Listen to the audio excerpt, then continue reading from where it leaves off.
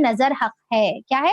نظر جو ہے حق ہے. جیسا حدیث میں آتا ہے کہ پہلی حدیث جو ہے ہم دیکھیں گے کہ حضرت بریدہ حسیب رضی اللہ عنہ روایت کرتے ہیں کہ رسول صلی اللہ علیہ وسلم نے فرمایا کہ دم صرف نظر لگنے یا بخار سے کیا جاتا ہے. یعنی کہ نظر لگنے سے دم کیا جاتا ہے بول رہے ہیں آپ صلی اللہ علیہ وسلم. کا کیا مطلب ہے نظر لگنے سے دم؟ تو نظر اس کا مطلب لگتی ہے, ٹھیک ہے, اور اس کے اوپر جو ہے دم کرنا جائز ہے. ٹھیک ہے, اس کے اوپر کیا کریں گے اپن؟ دم کرنا جائز ہے. یہی والی حدیث, ٹھیک ہے, سنن ابن ماجہ کی جو ہے یہ حدیث ہے جس میں آپ صلی اللہ علیہ وسلم نے یہ فرمایا. پھر اس کے بعد سیکنڈ حدیث میں اور ایک ہم کو ملتی ہے جس میں صحیح مسلم سے یہ حدیث روایت ہے. ابن عباس رضی اللہ عنہ فرماتے ہیں کہ آپ صلی اللہ علیہ وسلم نے فرمایا نظر لگنا برحق ہے. اگر کوئی چیز تقدیر سے سبقت لے جا سکتی ہے ہوتی تو نظر سبقت لے جاتی, اور جب تم سے غسل کرنے کا مطالبہ کیا جائے تو تم غسل کر لیا کرو. کیا مطلب ہے غسل کر دیا کرو کا؟ کیا مطلب ہے؟ تو غسل کر دیا کرو کا مطلب یہ ہے کہ جو اس کا توڑ ہے نا, نظر کا توڑ کا جو طریقہ سنت سے ثابت ہے, انشاءاللہ میں آگے حدیث بتاؤں گی وہ, تو اس کا طریقہ یہ ہے کہ غسل کر کے وہ پانی جو ہے جس کو نظر لگی ہے اس کے اوپر ڈالا جاتا ہے. تو بہرحال آپ صلی اللہ علیہ وسلم, پہلی بات جو یہ حدیث ہے ہمارے کو ایکچولی جو سمجھنا ہے وہ یہ ہے کہ آپ صلی اللہ علیہ وسلم نے خود فرمایا کہ نظر حق ہے. اکثر لوگ کیا بولتے ہیں, اے کیا ہے وہ سب پرانے بیکار کے باتیں ہیں, وہ سب بڑے بڑے لوگوں کے بڈھے باتیں ہیں, نظر وزر کیا بھی نہیں رہتی, کچھ بھی نہیں ہوتا, نظر نہیں لگتی. ٹھیک ہے, تو ایسا جو ہے لوگ کہتے ہیں. پر ہم کیا ہے کہ ہم ڈیفینیٹلی ہر وہ بات کو ریجیکٹ کریں گے سوائے اس کے جو آپ صلی اللہ علیہ وسلم سے آئی ہوئی ہے. جو دوسری باتیں ہیں لوگوں سے آئی ہوئی ہے, ہم ڈیفینیٹلی اس کو قبول نہیں کریں گے. پر ایک بار آپ صلی اللہ علیہ وسلم سے کوئی بات آ جائے, اس کے بعد ہمارے پاس ریجیکشن کا کوئی سوال نہیں پیدا ہوتا. ہم جو ہے اس کو ایکسپٹ کریں گے, چاہے وہ ہمارے کو دماغ میں سمجھ میں آؤ یا نہیں آؤ. ٹھیک ہے, جو کا تو ہم کو قبول کرنے کا. آپ صلی اللہ علیہ وسلم وما آتاکم الرسول فخذو, کہ رسول صلی اللہ علیہ وسلم رسول فخذو, جو رسول صلی اللہ علیہ وسلم دیتے ہیں اس کو ہم کو لینے کا ہے.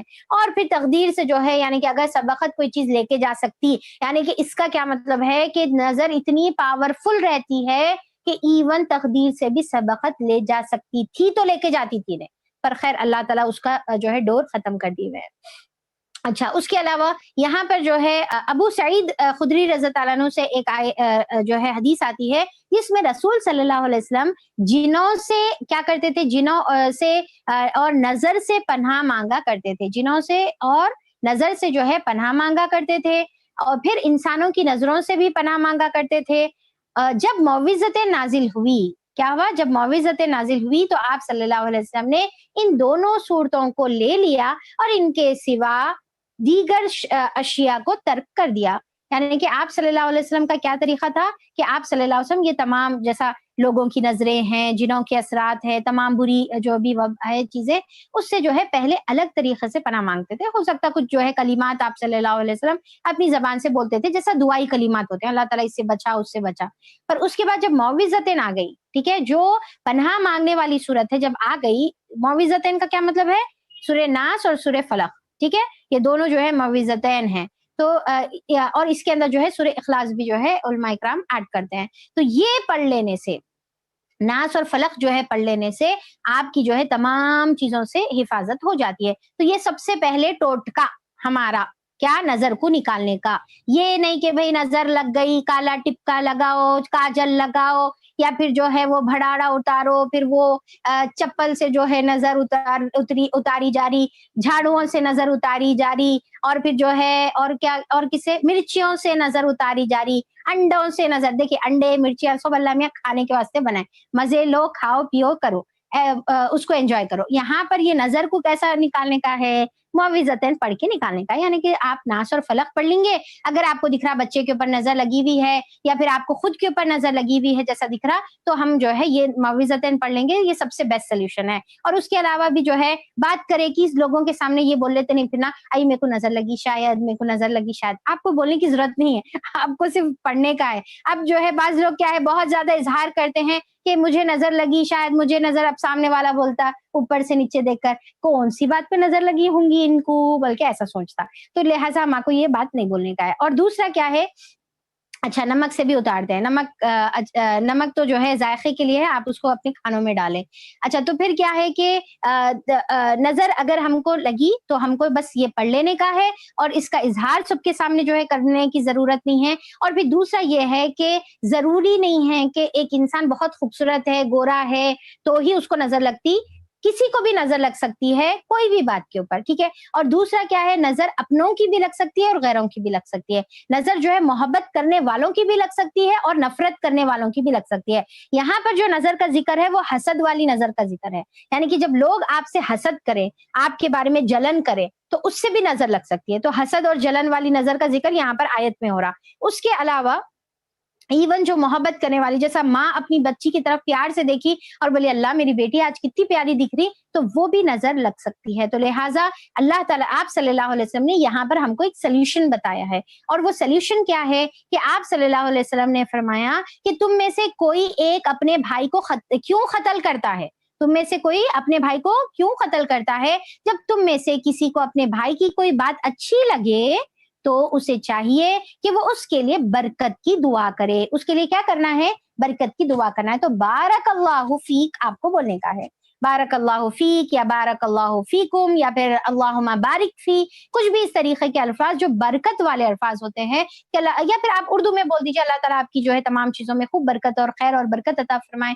ہم کیا ایسے ماشاء اللہ بولتے ہیں, ماشاء اللہ نہیں, ماشاء اللہ کے ساتھ آپ ماشاء اللہ بولو, لا حول ولا قوت الا باللہ بولو, یہ بھی آپ بولے, پر برکت کی آپ دعا دیں. یہ سلوشن آپ صلی اللہ علیہ وسلم نے ہم کو بتایا. اور آپ نے کیا فرمایا, دیکھیے آیت شروع حدیث کیسی ہو رہی, کیا بتا رہے آپ صلی اللہ علیہ وسلم کہ تم میں سے کوئی اپنے بھائی کو کیوں قتل کرتا ہے, یعنی کہ قتل کرتا ہے. ہم تو تعریف کر رہے, بھائی قتل کہاں کر رہے, پر آپ جب تعریف کرتے ہیں تو وہ اس کو نقصان پہنچا سکتا ہے. جیسا روایتوں میں آتا ہے حدیث میں کہ بری نظر انسان بری نظر جو ہے کیمل کو, اونٹ کو ہانڈی تک پہنچا سکتی ہے اور انسان کو قبر تک پہنچا سکتی ہے.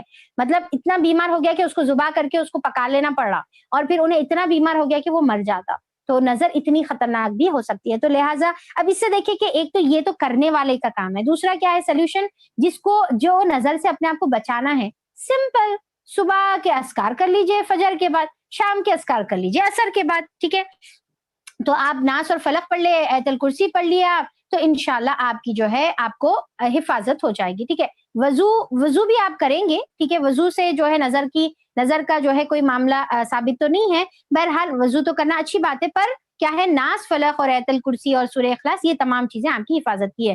اس کے علاوہ جو دوسری دعا حدیث سے ملتی ہے آپ صلی اللہ علیہ وسلم کی, بسم اللہ الرحمن الرحیم, حضرت ابو سعید خدری رضی اللہ عنہ سے روایت کیا ہے کہ جبریل علیہ السلام جو ہے نبی کریم صلی اللہ علیہ وسلم کے پاس آئے, عرض کیا کہ محمد صلی اللہ علیہ وسلم کیا آپ بیمار ہیں؟ تو آپ صلی اللہ علیہ وسلم نے فرمایا نعم, ہاں میں بیمار ہوں. تو انہوں نے آپ صلی اللہ علیہ وسلم کو یہ دم کیا, یعنی کہ یہ جو دم ہے, ٹھیک ہے, آپ صلی اللہ علیہ وسلم کو جو ہے جبرائیل علیہ السلام نے یوں دم کیا, بسم اللہ ارقیق من کل شیء یؤذیک ومن شر کل نفس وعین اللہ یشفیک بسم اللہ ارقیق. ٹھیک ہے, یہ ایک ورژن ہے, اور ایک بھی سیم سملر دعا ہے, بسم اللہ ارقیق من کل شیء یؤذیک من کل حاسد وعین اللہ یشفیک. یعنی کہ اس میں جو ہے اللہ تعالیٰ سے ہم کیا دعا کرے کہ اللہ کے نام سے کہ میں تجھ کو دم کرتا ہوں, کیا ہے, ہر چیز سے جو تکلیف تجھے دے رہی ہے, ہر انسان اور ہر آنکھ کے شر سے, نظر سے, اللہ تعالیٰ تجھے شفا دے. میں اللہ تعالیٰ کے نام کے ساتھ تجھے دم کرتا ہوں, یعنی کہ اللہ کے نام سے میں دم کروں, میری زبان میں کوئی تاثیر نہیں ہے بلکہ اللہ کے کلام میں تاثیر ہے, اور وہ شفا دے گا. تو یہ والی دعا ہے انشاءاللہ. اس کے علاوہ ابو ہریرہ رضی اللہ عنہ سے بھی ایک حدیث ہے, آپ صلی اللہ علیہ وسلم نے فرمایا ان العین حق, یقینا نظر لگ جانا برحق ہے, یعنی کہ نظر جو ہے بیکار کی بات نہیں ہے بلکہ حق کی بات ہے. اس کے علاوہ اسماء رضی اللہ عنہ سے ایک حدیث آتی ہے, اسماء بنت امیس رضی اللہ عنہا آ کے پوچھے کہ اللہ کے رسول جعفر کے بیٹوں کو نظر لگ جاتی ہے, کیا میں ان لوگوں کو دم کیا کروں؟ تو آپ صلی اللہ علیہ وسلم نے فرمایا ہاں, اگر کوئی چیز تقدیر پر سبقت کر سکتی ہوتی تو نظر سبقت کر جاتی, یعنی کہ نظر اتنی اسٹرانگ ہوتی ہے کہ تقدیر پر بھی سبقت کر سکتی, پر اللہ تعالیٰ نے اس کو روک دیا.